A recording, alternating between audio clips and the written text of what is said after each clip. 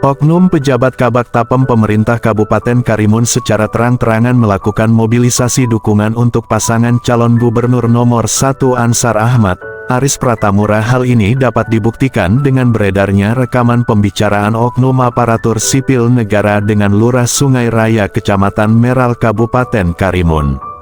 Yang mana dalam rekaman tersebut oknum ASN secara terang-terangan menanyakan kesiapan beberapa lurah di Kecamatan Meral untuk memenangkan Ansar Ahmad. Hal ini sesuai rekaman berikut ini. Pak Lurah, cari yang pasti aja Pak Lurah. Bro, Pak Lurah, ini saya keluar sebentar.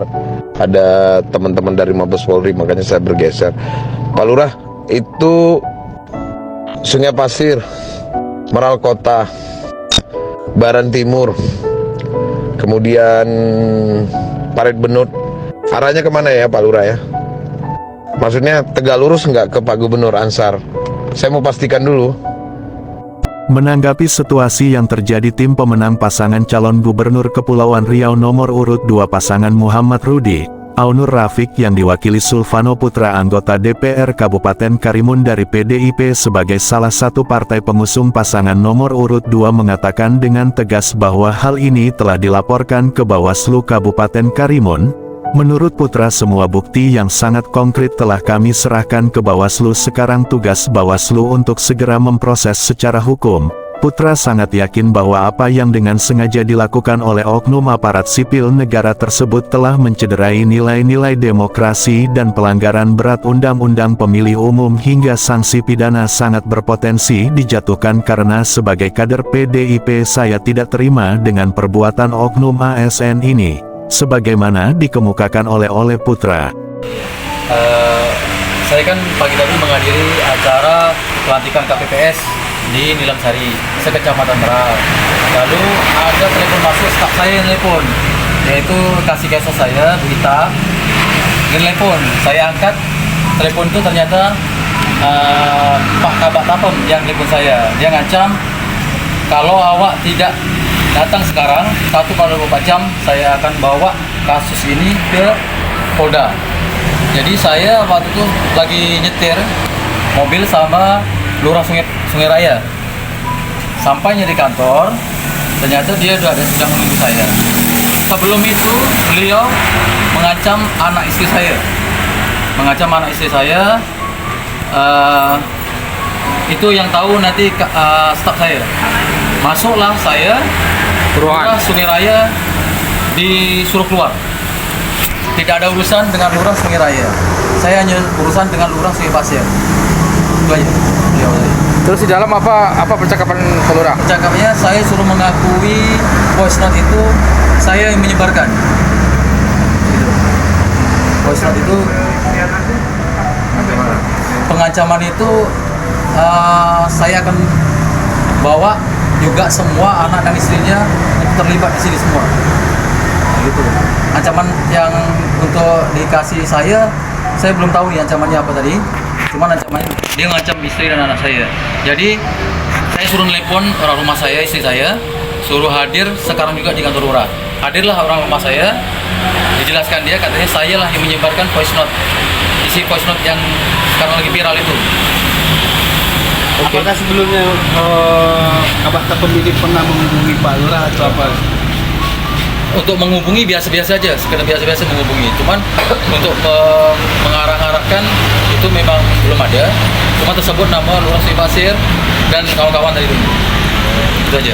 Kemudian penandatangani apa yang disuruh tanda tangan pernyataan ini? Surat pernyataan ini tadi. Surat pernyataan. Dia yang buat? Dia yang buat. Tadi saya suruh nyalin lagi di kertas, suruh kasih materai. Saya tak mau.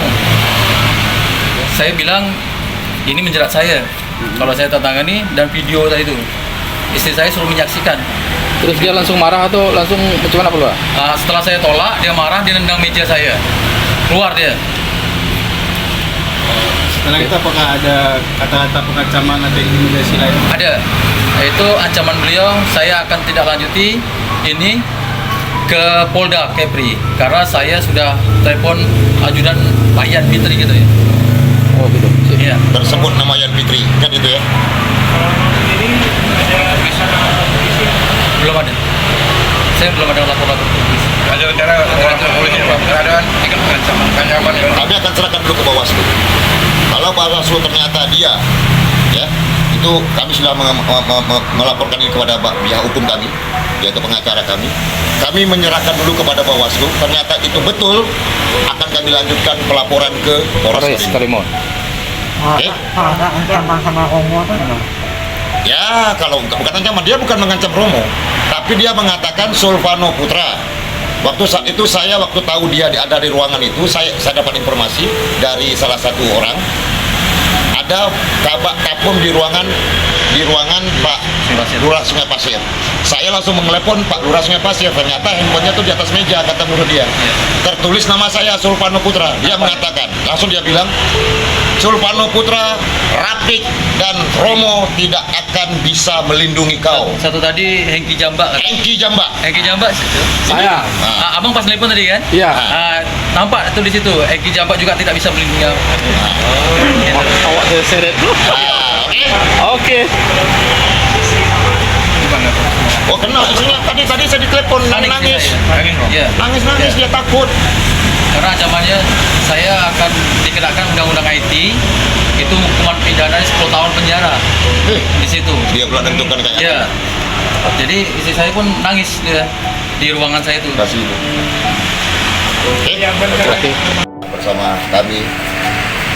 Ini ada bukti baru bahwasanya laporan kami pada saat itu tentang salah satu ASN, yaitu tidak perlu kami sebutkan, tidak perlu kami inisial lagi lah.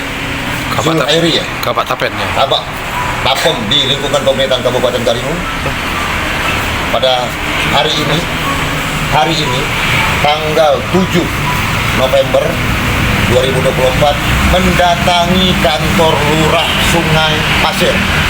Saya bersama Pak Lurah. Terjadi pengancaman di situ. Menjual-jual nama Polda.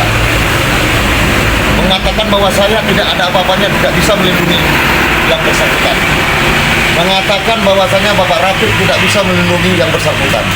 Mengatakan Bapak Surya Respationo tidak bisa melindungi yang bersangkutan. Saya marah. Saya tersinggung. Ketua kami sebut di sini, Ketua DPD kami Bapak Surya Respationo. Saya sudah melaporkan hal ini kepada Bawaslu. Ini bukan terduga lagi. Memang betul-betul dia sudah mengarah kepada salah satu paslon. Saya minta kepada Bawaslu agar hal ini ditanggapi secara serius, secara profesional. Karena kita tidak mengatakan ini terduga lagi, tapi ini kita mengatakan memang dialah sudah melakukan hal yang tidak netral sebagai seorang ASN, apalagi sebagai seorang pejabat di lingkungan pemerintahan Kabupaten Karimun. Saya rasa itu, saya minta hari ini juga Bawaslu bekerja bersama Gakumdu, ya, bersama pihak kepolisian dan pihak kejaksaan. Ini sudah kriminal, ada pengancaman di situ, sampai-sampai meja kantor lurah ditendang oleh beliau. Anak istri saya diancam. Kemudian mana tadi bukti? Dia memaksakan untuk Pak Lurah Sungai Pasir ini membuat suatu surat pernyataan ditandatangani di atas materi, dan itu ditolak oleh Pak Lurah Arjamaen, yaitu Lurah Sungai Pasir. Kalau ini, apakah bukan dia yang melakukan invoice kemarin? Oke. Bentar, ini ada bukti tulisan tangan beliau yang meminta supaya Pak Lurah menuliskan tulisan tangan. Kemudian setelah menuliskan surat pernyataan itu ditandatangani di atas materi. Kemudian surat ini akan divideokan langsung oleh dia terhadap Pak Lurah ini, divideokan langsung. Jadi kami harap tolong, kalau seandainya dia akan mengancam, akan dilaporkan Pak Lurah ini tentang undang-undang IT. Apa nih? Ya kan? Kalau seperti ini, setiap ada melaporkan hal-hal seperti ini, ada tendang balik lagi, ada tendang balik. Apakah berjalan dengan baik-baik saja pilkada ini? Kita mau pilkada yang fair. Kita mau pilkada yang betul-betul kembali ke hati nurani rakyat. Siapa yang akan dipilih sebagai gubernur dan wakil gubernur Provinsi Pulau Riau? Salah saja itu dapat kami sampaikan. Terima kasih. Wassalamualaikum warahmatullahi wabarakatuh. Wassalam. Menanggapi permasalahan ini, Direktur Eksekutif Matriks Demokrasi Indonesia Abdul Rahman SH, MH, menjelaskan.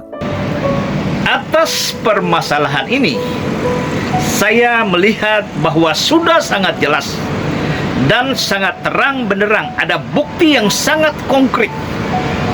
Ada upaya-upaya dari aparatur sipil negara untuk melakukan pemantauan dari waktu ke waktu, untuk melakukan mobilisasi bagaimana supaya lurah-lurah di Kecamatan Meral bisa melakukan dukungan untuk memenangkan salah satu calon. Artinya, dengan bukti-bukti yang sangat konkret dan nyata ini, saya meminta kepada Bawaslu Kabupaten Karimun untuk jangan segan-segan atau harus menjatuhkan hukuman pidana terhadap oknum aparatur sipil negara ini. Karena jika Bawaslu tidak menjatuhkan hukuman pidana, maka persoalan-persoalan ini akan terus dan terus berulang, sehingga akan mempengaruhi kualitas demokrasi di Provinsi Kepulauan Riau. Sekali lagi, saya meminta Bawaslu Kabupaten Karimun dengan tegas harus menjatuhkan sanksi pidana kepada oknum aparatur sipil negara yang turut serta memobilisasi, melakukan pemantauan untuk memenangkan salah satu pasangan calon ini. Dasar daripada penjatuhan hukuman itu tentu ada dalam Undang-Undang Nomor 7 Tahun 2017 tentang Pemilu. Pada bagian sanksi-sanksi pidananya sudah sangat jelas. Ada larangan-larangan yang sangat tegas terhadap aparatur sipil negara untuk tidak boleh campur dalam kegiatan-kegiatan mobilisasi, kampanye, dan dukungan, memberikan dukungan secara langsung maupun tidak langsung kepada salah satu pasangan calon. Jangankan aparatur sipil negara, sedangkan pasangan calon yang terbukti melakukan kerjasama dengan aparatur sipil negara, maka pasangan calon itu bisa didiskualifikasi. Bahkan pasangan calon itu sangat berpotensi dipenjarakan. Sanksi pidananya ada. Kalau tidak salah dalam pasal 189 ya, Undang-Undang Nomor 7 Tahun 2017 tentang Pemilu. Apabila pasangan calon terbukti menggunakan aparatur sipil negara untuk memenangkan pasangan itu, maka dia pun akan dihukum penjara. Sekali lagi, dari tempat ini saya meminta Bawaslu Kabupaten Karimun untuk tidak segan-segan menjatuhkan sanksi pidana atas oknum aparatur sipil negara yang terlibat dalam pemenangan salah satu pasangan calon ini.